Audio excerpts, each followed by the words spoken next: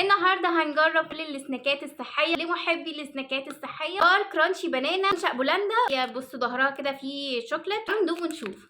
طعم الموز باين، شوكولاته طعمها ضعيف جدا جدا. الكرانشي اللي بره كده فيه سنه قراره او مزازه مش عارفه، معجبتنيش قوي يعني 6 من 10. انتي كرانشي لبرقوق المجفف مختلف شويه. هنا في وايت شوكليت طعمها احلى بصراحه من البرقوق اللي جوه. نكهه لذيذه جدا جدا، حتى السكر فيه يعني حلو مظبوط. هديه 10 من 10. الفتنس برضو منزله بالحبوب الكامله دي شوكولاته. بس يلا نجربها مع بعض. واو شكلها حلو قوي، حلوه قوي. الشوكولاته هنا جامد جدا، اللي هي فيها نسبه كاكاو عاليه. هديها 10 من 10. فتنس بطعم بالفراوله. طعم الفراوله بعيد قوي ان انا باكل عيش مسكر. دي هديها 8 من 10 من شركه تيمز. النوعين دول مسكره قوي قوي، طعمها حلو. 9 من 10. التفاح والقرفه الطعم هنا مش لذيذ شويه، مش خالص. شركه تيمز الحلوه هي اللي بالفراوله.